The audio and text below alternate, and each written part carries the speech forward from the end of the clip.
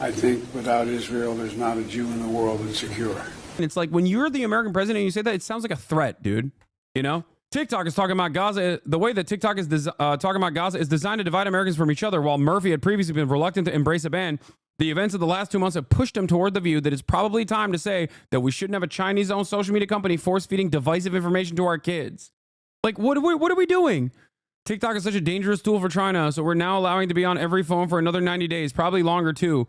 It's super serious security issue, by the way. Please care about China. Please, please, please. Yeah. Here is the ADL. Another very important responsible party for the TikTok ban in general. Must take this deadly seriously. Pushing extremists off Wikipedia might not seem equal to... By the way, they got this across. They got a bunch of the Wikipedia editors banned off of Wikipedia. The ADL actively worked to undermine Wikipedia's editorial integrity because they were upset that Wikipedia was straight up reporting the truth on the issue of Israel. And that's exactly what they did. They got them fired. They like, you know, took out a bunch of Wikipedia editors recently. The challenge of pushing Hezbollah north of the Litani River. Capturing TikTok might seem less meaningful than holding on to Mount Hermon. Libelous tweets certainly might seem less deadly than missiles from Yemen. Yeah, he's saying that this is a full-scale war and information is a major component of it, and we have to control these platforms. We have to enforce our will upon these platforms. Understand what he is saying here. It is so ridiculous, man. But this is urgent because the next war will be decided based on how Israel and its allies perform online as much as offline. So you'd say there is not a disproportionate amount of youth on TikTok or pro-Palestinian sentiment than other platforms? Than on other platforms? Wait, what? No, I'm not denying that. I'm saying that that is the reason why they want to ban it. Hello? Do you have an issue with that? Do you have an issue with that?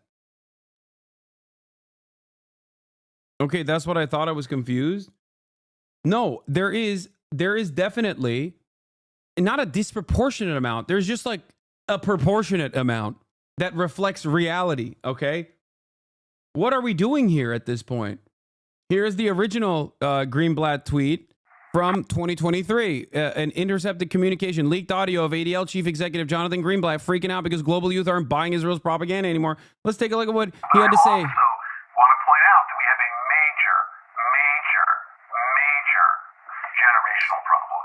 All the polling I've seen, ADL's polling, ICC's polling, independent polling, suggests this is not a left-right gap, folks. The issue in the United States of support for Israel is not left and right. It is young and old. True. And the numbers of young people who think that Hamas's, massacre was justified is shockingly and terrifyingly high. And so we really have a TikTok problem, a Gen Z problem, that our community needs to put the same brains that gave us Taglit, the same brains that gave us all these other amazing innovations, need to put our energy toward this.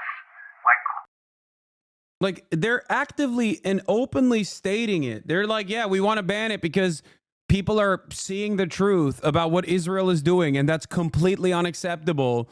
And we can't have that. We can't have that. And like we've been chasing this left-right divide, it's the wrong game. The real game is the next generation, and the Hamas and their accomplices, the useful idiots in the West, are falling in line in ways that are terrifying. Last thing I'll just say, we saw a dramatic change in the language of the activists here in America on October the 8th. The language of groups that we've long tracked, who've long been problematic, like Students for Justice in Palestine and Jewish Voices for Peace, they flipped Like they're talking about young Jews, by the way. Like they're saying young Jews are too pro-Palestinian, and they're getting radical in the face of like Israel's genocide. It's completely unacceptable. Also, long tracked. Think about that. They've been tracking the statements of students for Justice for Palestine. They've been monitoring Jewish Voice for Peace, like anti-Zionist activists. Interesting. To like Iranian propaganda. The language I could show you from their toolkits, because our analysts are in their groups. Like they literally have, they're like, we have spies. We have spies inside of these groups. We have spies inside of groups like Jewish Voice for Peace. We have spies inside of groups like Students for Justice for Palestine. Isn't that weird? This is supposed to be a civil rights organization, chat. A civil rights organization. It's supposed to be tasked with combating anti-Semitism. And they're over here spying on Jewish students for the crime of being anti-Zionist. Make no mistake. They've done this before. They were doing this alongside apartheid South Africa back in the day. In the 90s, they got busted for quite literally doing this surveillance and spying and smear campaign on anti-apartheid activists of Jewish background even back then. Labor activists, labor organizers, American Jews who were against the apartheid in South Africa, they, at the ADL, were working alongside the apartheid South African government and spying on them. This again on October the 8th. It was that fast. Like the language in their toolkits was all about the Zionist entity and lots of other language that we recognized from Iranian propaganda. What does South Africa have to do with Israel? Great question.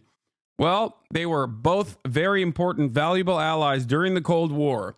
They're both fascists and they're both apartheid regimes. They relied on one another for developing nuclear capabilities. Not the current South African leadership, of course. I'm talking about apartheid South Africa. Yeah, most people don't know about this, for the record. Yeah, so that's why I said, good question. Second paragraph, last sentence. Yeah. It also worked with the NAACP to discredit the far-right Naspara operation. In the 1980s, it was involved in the propaganda against Nelson Mandela of South Africa before embracing him the following decade. Do you know why he mentioned Taglit? Taglit. He mentioned Taglit. He said the brilliant minds that came up with Taglit. Birthright. He's saying birthright is an incredibly valuable, an invaluable tool of propaganda for young American Jews. He's saying the brilliant minds that came up with the concept of birthright to do pro-Israeli propaganda should also be able to, deal with this TikTok issue. What is we this? need to talk about TikTok. TikTok, if you will, it is the 24/7 news channel of so many of our young people, and it's like Al Jazeera on steroids. In November of 2023, a recording was leaked of Jonathan Greenblatt, the head of the ADL, referring to TikTok as a problem that needed to be taken care of. We have a major generational problem. The issue in the United States in support for Israel is not left and right. It is young and old. I want to point to something here, okay? Make no mistake, there are other factors from other sectors that want a TikTok banned as well. Israel and the pro-Israeli lobby simply had enough institutional enforcement capabilities in terms of the legislative body to drag it across the finish line.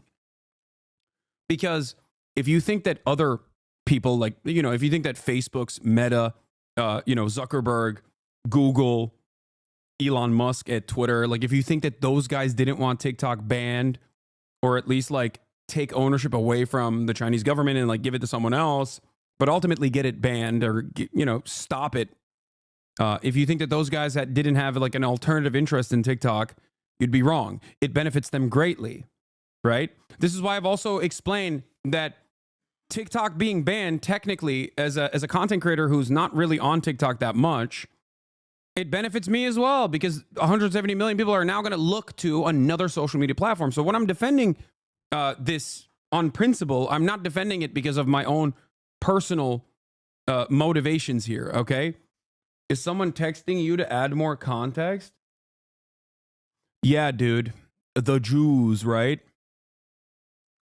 They're texting me to add more context. Is that what you're trying to, is that, you know, what you're trying to say here? Is that what you think is going on? Or do you think I care about the truth and I want to make sure that people are not simply looking at this issue with a reductive, people are not looking at this issue in the most reductive ways possible. Okay? If you think it's just because of Israel, then you're wrong. That's not the only reason. Okay? That's not at all what I meant. Why did you say that? The truth is more complicated. It's more complex than, oh, it's just because of Israel. If you say it's just because of Israel, then you'll be wrong. It's not. I think that this certainly played a major role. Why? Because pro-Israeli institutions and organizations like the Apartheid Defense League, the ADL, AIPAC, and many other groups like this have a lot of motion in Congress. Okay? They do. They have an outsized amount of influence. That's true. Okay? They fund a lot of campaigns. They can get into these rooms that the average American can't. You can see this. You can see this in a hilarious way with Sacha Baron Cohen's Who is America? Think about how many doors he was able to open just by presenting himself as a former Mossad agent, Eran Morad. Think about that. Think about how comfortable American congresspersons were with just talking to a random guy who simply presented himself as an Israeli Mossad guy. For them, they had no reason to think like, oh my God, this must be an op, because they were like, no, this happens all the fucking time. So obviously, yeah, no, it's just another weird Israeli guy. That's it. Like, it's silly to think about because it was like presented as a comedy, but there is some very serious truth there. He was able to open virtually every door. He was able to interview Dick Cheney, dude, just because he was representing Israel in their minds in that moment because they're so used to it. And so we really have a TikTok problem, a Gen Z problem, that our community needs to put the same brains that gave us Tagli, the same brains that gave us all these other amazing innovations, need to put our energy toward this, like, fast. Now, one interesting side note here is that I came across an ADL report expressing frustration that they couldn't access TikTok's analytics the way they can with every other big tech company.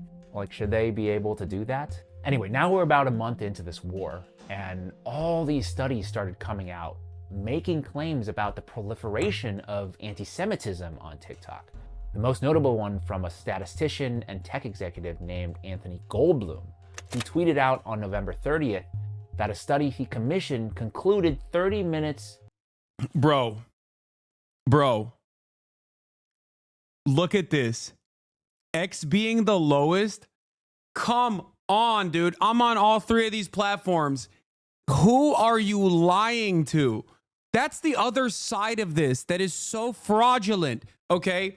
Please understand how fraudulent this study is, okay? All you need to do is just click on Twitter and spend 3 seconds on the platform. Now, why are they saying Twitter is the least anti-Semitic out of all these platforms? Why are they saying that? Because it's owned by Elon Musk, who is, ironically, more overtly anti-Semitic than Mark Zuckerberg is, and certainly more overtly anti-Semitic than any other person that owns any other social media platform. But he went to Israel. He went to Israel and he was like, oh, dude, this is, you know, he did it. He was pro-Israel. if you're pro-Israel, you can be as anti-Semitic as you want. Okay? That's the real grift. Because these guys are way more invested in combating anti-Zionism instead of anti-Semitism. Now, make no mistake. Do I think personally that there are no anti-Semites who present themselves as anti-Zionists? Of course. I am the first to recognize that. And I talk about it all the time. The likes of Jake Shields or that one random doctor anti-vaxxer lady who will every now and then in between like Palestine posting will just then go and be like, look at all these rich Jews that are in power. Like that's just you're just using Palestine to be anti-Semitic. You're using the issue of Israel's apartheid and Israel's genocide to actually propagandize your opinion, which is that you want people to hate Jews. Okay?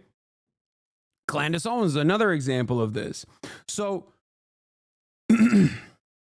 just understand that while there are people who are prominently featured in mainstream outlets and on all these platforms that are overt anti-Semites, okay? Overt anti-Semites that present themselves as simply criticizing Israel, in terms of the way that most normal people analyze the situation, that is not the case. Okay, in terms of the on-the-ground organizing, that is certainly not the case. If you think that like Jewish Voice for Peace, If Not Now, or Students for Justice for Palestine are run by like rugged anti-Semites, you are a delusional loser. Okay, so why is it that Twitter is seen as the least anti-Semitic website on this study?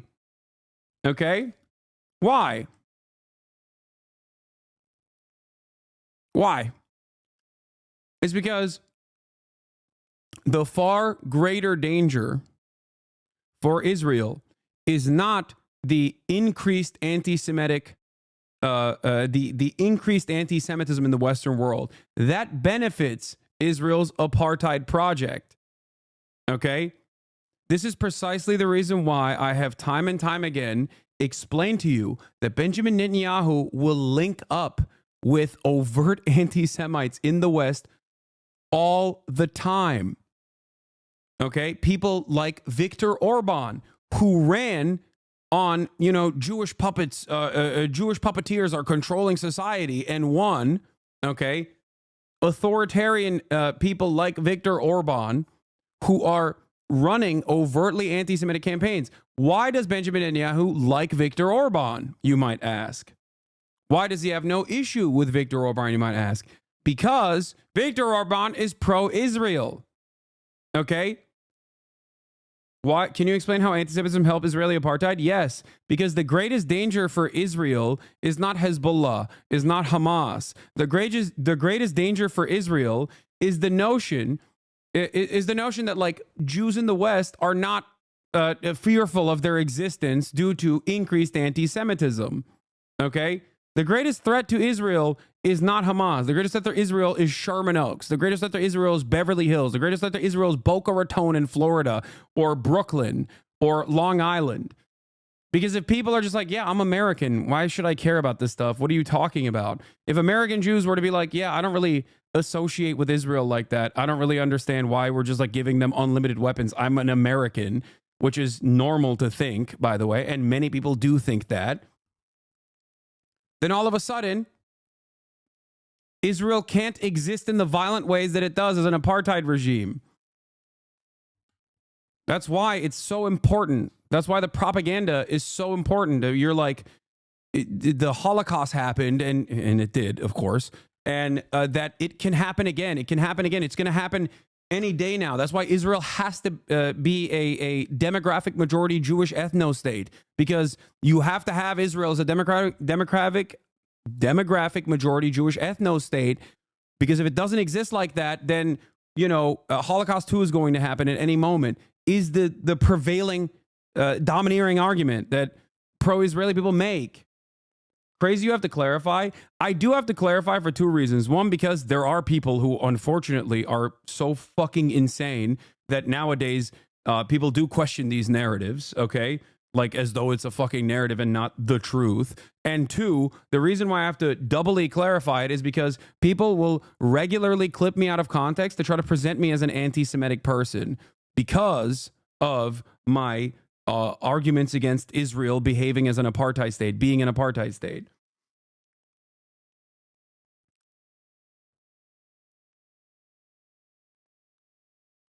Just so you understand, Israel does not have an issue with overt anti-Semitism rising in the Western world. Okay?